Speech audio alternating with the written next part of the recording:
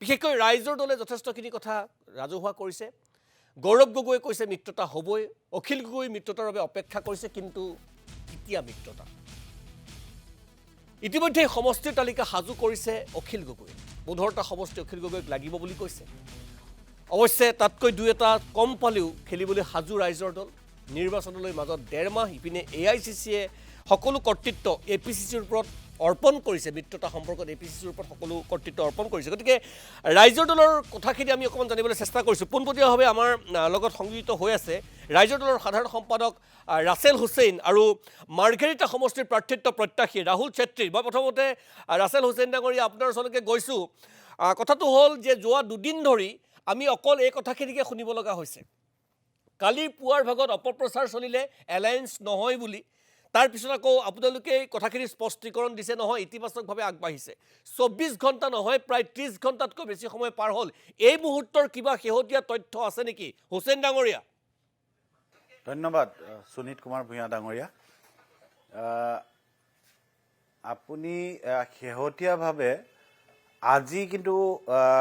ৰাতিপুৱা আমাৰ সভাপতিয়ে কোৱা মতে ৰিপুন বৰা ডাঙৰীয়া, কংগ্ৰেছৰ জ্যেষ্ঠ নেতা ৰিপুন বৰা ডাঙৰীয়া দিল্লীৰ পৰা ফোন কৰা বুলি কৈছে।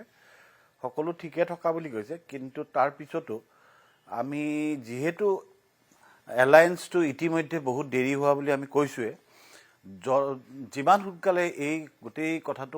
সমাধান কৰিব পৰা যায় সিমানে কিন্তু বিলম্বিত মানে ঐক্যবদ্ধতাই কিন্তু বিজেপিৰ পথ প্ৰশস্ত কৰিব। সেইকাৰণে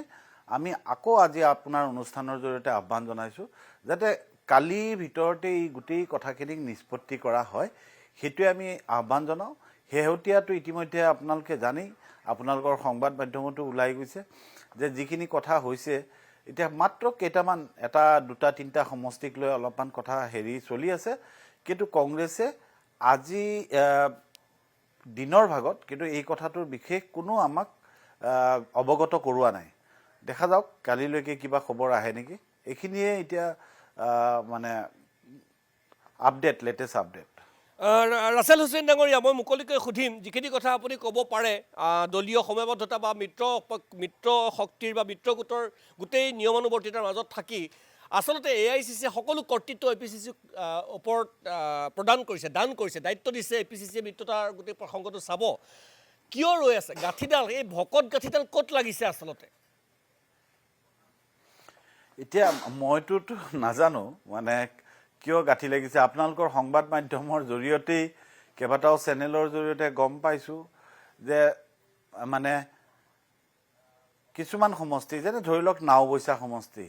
আপোনালোকৰ বা আন আন সংবাদ মাধ্যমত আজি বাতৰি কাকততো দেখিলোঁ যে নাওবৈচাত ৰকিবুল হুছেইন ডাঙৰীয়াৰ পচন্দৰ প্ৰাৰ্থী আছে বুলি কৈছে। ঠিক তেনেকৈ ঠিঙত প্ৰদ্যুৎ বৰদলৈ ডাঙৰীয়াৰ সাংসদ, নগাঁৱৰ সাংসদ প্ৰদ্যুৎ বৰদলৈ ডাঙৰৰ পচন্দ প্ৰাৰ্থী আছে বুলি কৈছে। সেইকাৰণে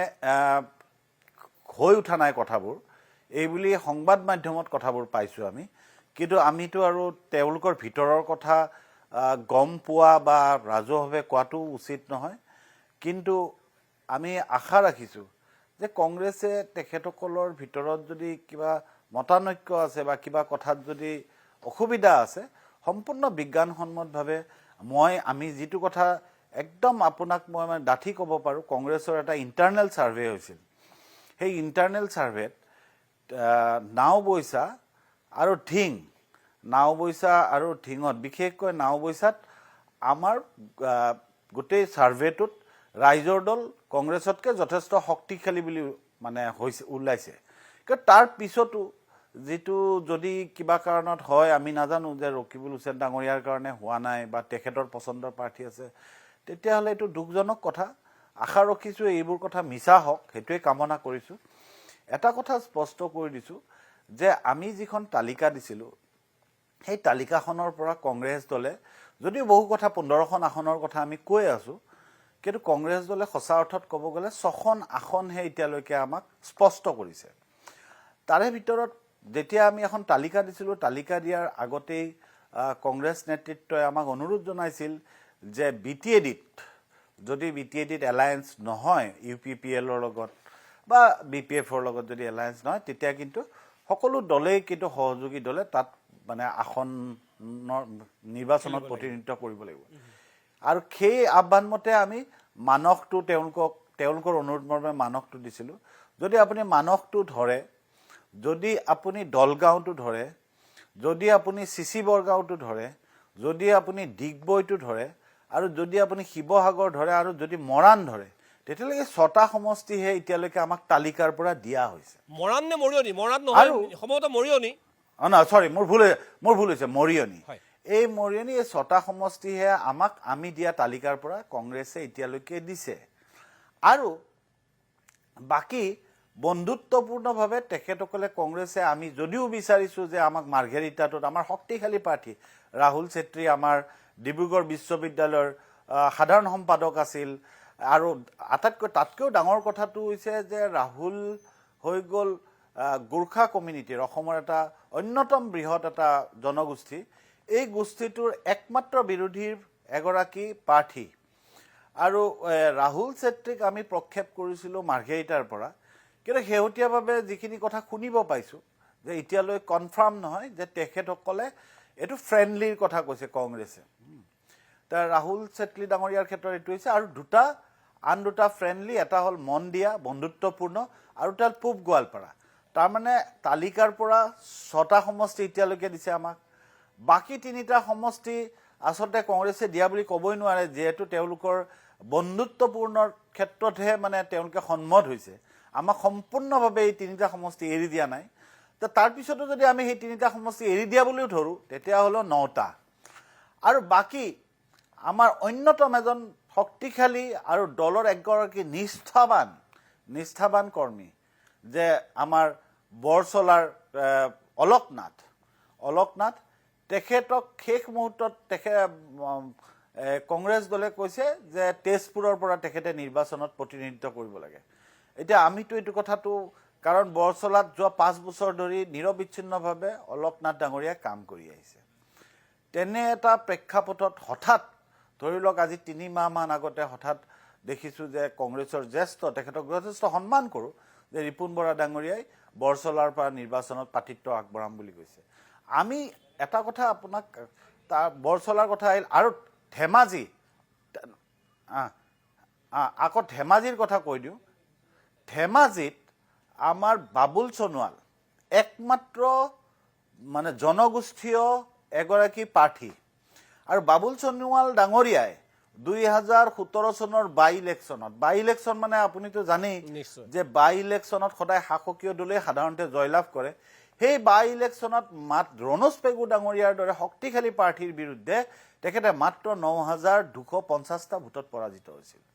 এতিয়া তেখেতসকলক যেতিয়া কৈছে ধেমাজিটোক তেখেতসকলে গুচাই তেখেতসকলে আমাক বোকাখাটৰ কথা কৈছে একেধৰণে আমাৰ যদি আপুনি চাই ডিমোত উপনিৰ্বাচনত 2021 চনৰ উপনিৰ্বাচনত আমি প্ৰায় 27,000 ভোট পাইছিলোঁ আমাৰ ধৈৰ্য কোঁৱৰ আছিল তাৰ প্ৰাৰ্থী এজন নিষ্ঠাবান ৰাইজৰ দলৰ আমাৰ কৰ্মী নেতা সাধাৰণ সম্পাদক আৰু তেখেতে দীৰ্ঘদিন ধৰি কৃষক মুক্তিৰ লগত জড়িত হৈ আছিল আজি ডিমো সমষ্টিৰ ক্ষেত্ৰত তেখেতসকলে কথাই পাতিব বিচৰা নাই যে য'ত আমি 27,000 ভোট পাইছিলোঁ আৰু কংগ্ৰেছে বাই ইলেকশ্যনত মাত্ৰ 5,000 ভোট পাইছিল আমি যিকেইটা প্ৰাৰ্থিত্ব আগবঢ়াইছোঁ সম্পূৰ্ণ যুক্তিসংগত আপুনি চাব যে হৰিপ্ৰসাদ ডক্টৰ হৰিপ্ৰসাদ দাস তেওঁ এজন অনুসূচিত জাতিৰ এজন নেতা ছাত্ৰ নেতা সাধাৰণ সভাপতি আছিল এজন আগশাৰীৰ তেওঁ নেতা এটা অনুসূচিত জাতিৰ এটা কমিউনিটিক আমি বিট্ৰে কৰাৰ দৰে হ'ব আমি গোৰ্খা কমিউনিটিৰ এগৰাকী উঠি অহা প্ৰজন্মৰ নেতা এজনক বিট্ৰে কৰা হ'ব ধৈৰ্য কোঁৱৰৰ দীৰ্ঘদিনৰ যি সংগ্ৰাম তাক বিট্ৰে কৰা হ'ব অলকনাথৰ দৰে এগৰাকী দীৰ্ঘদিন ধৰি জাতীয় সত্তা আজি নহয় অসম গণ পৰিষদৰ সেই দিনৰ পৰা আছুৰ দিনৰ পৰা তেখেতে নিৰবিচ্ছিন্নভাৱে অসমৰ সমাজ জীৱনত বলিষ্ঠভাৱে মৌলিক প্ৰশ্নবোৰৰ ক্ষেত্ৰত মাতে তেখেতক বিচ্ছিন্ন কৰা হ'ব অতি এইবোৰ ক্ষেত্ৰত আমি অলপ ব্যথিত হৈছোঁ কিন্তু শেষত গৈ আজি যেতিয়া নাওবৈচাৰ ক্ষেত্ৰত যেতিয়া তেখেতসকলৰ যিবোৰ কথা সংবাদ মাধ্যমত শুনিব পাৰিছোঁ বা বৰচলাৰ ক্ষেত্ৰতে শুনিব পাৰিছোঁ আমাৰ অলপ দুখ পাইছোঁ সঁচা অৰ্থত গ'লে 6টা আমাৰ তালিকাৰ পৰা 6টা আৰু 3টা ফ্ৰেণ্ডলি আৰু বাকীবোৰ তেখেতসকলে আমাক তেখেতসকলৰ পচন্দ মতে দিয়া 2-3খন আসন 15খনৰ কথাটো বাদেই দিয়ক চ' এই কথাটো মানে অলপমান আমি সেইকাৰণে দুখ পাইছোঁ তাৰপিছতো কংগ্ৰেছক আহ্বান জনাওঁ যে কংগ্ৰেছে অলপ এৰা ধৰাৰ গৌৰৱ গগৈ ডাঙৰীয়াই কৈছে যে দুখোজ আমি আগুৱাই যাম দুখোজ আপোনালোকে আগুৱাই আহক আমি ইতিমধ্যে 20খন আসন আমাৰ বৰ্ধিত কাৰ্যনিৰ্বাহকে জানুৱাৰী মাহৰ 8 তাৰিখে সোণাপুৰত অনুষ্ঠিত প্ৰতিষ্ঠা দিৱসত স্পষ্টভাৱে কৈছিল যে 20খন আসন যদি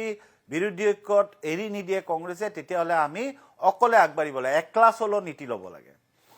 আৰু একলা চলো নীতি ল'ব লাগে তাৰ পিছতো আমাৰ প্ৰত্যক্ষ আমাৰ দলৰ সন্মানীয় সভাপতিৰ হস্তক্ষেপত আৰু বিৰোধী ঐক্যৰ স্বাৰ্থত আমি 15খন আসনলৈকে নামি আহিছোঁ আৰু কংগ্ৰেছক প্ৰস্তাৱ দিছিলোঁ আজি কংগ্ৰেছে যি এটা বিলম্বিত গোটেই প্ৰক্ৰিয়াটোক তেখেতসকলৰ দিল্লীৰ পৰা AICC মানে অসম প্ৰদেশ কংগ্ৰেছ এই গোটেইবোৰ বস্তু ইপিনৰ পৰা সিপিনে যিটো বিলম্ব এটা হৈ আছে এইটোই কিন্তু এটা কথা আমাক মানে ঐক্যবদ্ধভাৱে যুঁজ কৰাৰ ক্ষেত্ৰত কিন্তু কাৰণ হয় আজি আপুনি জয়নাথ শৰ্মাৰ লগত অলপ আগতে কথা পাতিলে আপুনি দেখিছে যে নগাঁৱত কি হৈছে তাৰ জিতু গোস্বামীৰ লগত কি হৈছে সেই সেইদিনাখন দেৰগাঁৱত মুখ্যমন্ত্ৰীয়েতো কৈয়ে দিলে যে অসম গণ পৰিষদটোৰ অস্তিত্বই নাই মই বিজেপিৰো নেতা অসম গণ পৰিষদৰো নেতা আজি তেওঁলোকৰ যি অৰিয়াউৰি আসন ভাগ বতৰা অৰিয়াউৰি সেই ক্ষেত্ৰত আমি আগত আছোঁ নিশ্চিতভাৱে কিন্তু বিগত সময়ছোৱাত যি বিজেপি চৰকাৰৰ যি নীতি দমনমূলক নীতি বিৰোধীৰ মাত বন্ধ কৰাৰ কাৰণে CBI CD পুলিচ বাহিনী আৰক্ষী বাহিনী সকলো চৰকাৰী যন্ত্ৰক যি ধৰণে ব্যৱহাৰ কৰিছে তেওঁলোকে ইতিমধ্যে ইলেকশ্যন কমিশ্যনকো যি ধৰণে ব্যৱহাৰ কৰিছে সেইকাৰণে আমি কংগ্ৰেছক বাৰম্বাৰ কৈছোঁ যে আমি আগতীয়াভাৱে তৎকালীনভাৱে আমি বিৰোধী ঐক্যক এই সমাধান সূত্ৰটো উলিয়াই আমি ৰাইজৰ মাজত আগবাঢ়ি যাব লাগে স্থানীয়ভাৱে প্ৰতিটো সমষ্টিত হে অসম জাতীয় পৰিষদে হওক হে ৰাইজৰ দলে হওক কংগ্ৰেছে হওক বামপন্থী দলসকলে সকলোৱে সমষ্টি ভিত্তিক এটা আমি কমিটি বনাই যিবোৰ মৌলিক প্ৰশ্ন যিবোৰ জাতীয় প্ৰশ্ন সেই NRCৰ ক্ষেত্ৰতে হওক বিদেশী দীৰ্ঘদিনীয়া বিদেশী সমস্যা সমাধানৰ ক্ষেত্ৰতে হওক 6 নং দফা প্ৰয়োগ কৰাৰ ক্ষেত্ৰতে হওক বিজেপিয়ে 43 বছৰ পিছত যি বিশেষ ৰাজ্যৰ মৰ্যাদা উঠাই ল'লে এই প্ৰশ্নবোৰৰ ক্ষেত্ৰতেই হওক যে অতিৰিক্তভাৱে 53 বছৰৰ এক মিনিট এটা কথা কৈ দিওঁ অতিৰিক্তভাৱে 53 বছৰৰ কা আইনানি যি বিদেশীৰ বোজা জাপি দিলে এই মৌলিক প্ৰশ্নবোৰৰ ক্ষেত্ৰত আমি ৰাইজৰ মাজত লৈ যাব লাগিছিল আৰু কেতিয়া লৈ যাব পাৰিম যেতিয়া আমি ঐক্যবদ্ধ হৈ আমি সকলো দল কংগ্ৰেছৰ তৃণমূল পৰ্যায়ৰ ৰাইজৰ দলৰ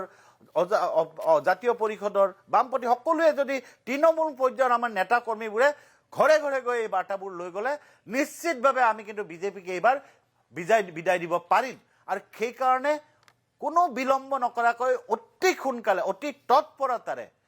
কংগ্ৰেছ দলে এই ক্ষেত্ৰত আমি যেনেকৈ ত্যাগ কৰিছোঁ আমি যি ত্যাগৰ মনোভাৱেৰে আগবাঢ়িছোঁ তেখেতসকলেও আগবাঢ়ি আহক এইটোৱে আমি কংগ্ৰেছ দলক আহ্বান জনাইছোঁ